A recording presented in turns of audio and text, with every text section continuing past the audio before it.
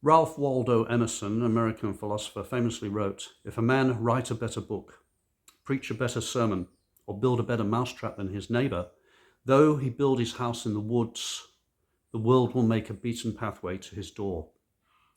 Well, I put it to you, fellow seeker, that this is not true. The truth of the matter is, there was no product, invention, or service ever produced that wasn't made successful by the mass marketing, branding, and promotion of the goods. Over the past few years, I've developed a strong desire to become a coach, a life coach, personal development coach. And I came from a background of education, both child-based and adult-based. But when I decided to make that pivot into coaching, I didn't really know what I was getting into. Sure, I felt that there were commonalities between my approaches to education and to coaching, but the truth of the matter is I didn't know really what coaching was and is. So I came to wondering to myself, I started to wonder to myself, I wonder if other people feel the same way. I wonder if there are other people out there who would like to become a coach, but actually don't know what it is. I mean, I signed up for coaching courses and they didn't really click with me, I must confess. It seemed like an alien and foreign territory. In some cases, I felt like I was joining a religious cult.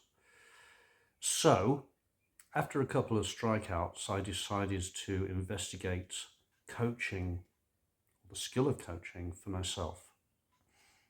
I get it. I could have taken the fast track and I could have become a certified coach reasonably quickly.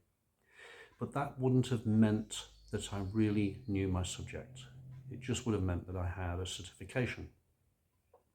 You could argue that having a certification is a good idea because it provides you with some legal protections, but that is not the case. There is no legal reason why anybody should have a coaching certification.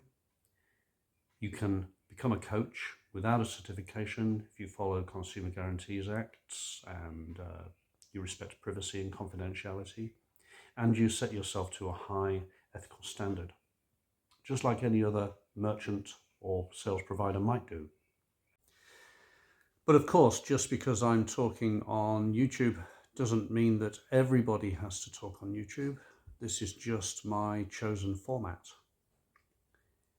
Alternatively, I could rely solely on blogs or newsletters or email marketing, or I could rely on faceless YouTube clips employing lots of footage from other places.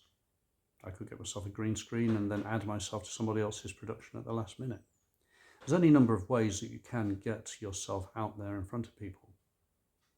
But the truth is, at the end of the day, you have to get yourself out there in front of people so that they can be the best judge of the services that you are providing.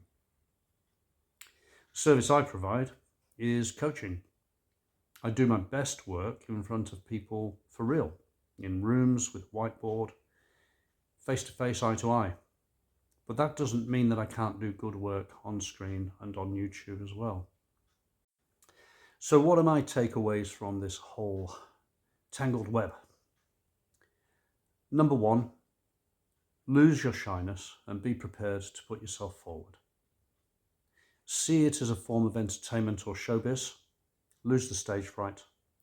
At the end of the day, if your message isn't reaching people because the sacred algorithm isn't putting you in the right place, or your thumbnails aren't good, or your titles aren't good, or your subject matter isn't good, at the end of the day, if you're not reaching people, no one's going to see you anyway. So the challenge is to not only get yourself out there on camera, but it is to get yourself out there on camera in such a way that you can gather attention from people and maybe encourage them to want to invest in your service or your products. Number two, do get over yourself. It's not the end of the world if you get a bad comment. Actually, some days it would be wonderful to get a comment, good or bad. Get yourself out there, flex your muscles, start to study your craft, and be prepared to make a fool of yourself. My mission at the moment is to publicize a coaching book that I've written called Get Into Grips with This Coaching Thing. It is designed for people who, like myself, have been on a bit of a journey and who are erring, questioning, reflecting, and just kind of gathering their thoughts and seeking some kind of clarity about whether they could become a coach. Also, what kind of coach they might become. Also, what kind of niche market they may appeal to. So if you'd like some assistance in that respect, if like me, you are a seeker and you are considering taking up coaching, then my book might be a good idea for you. If you think it is a good idea, feel free to click on the link below and get in touch, and let's see what can be made of this. So, fellow seeker, go well, and hopefully we'll be in touch soon.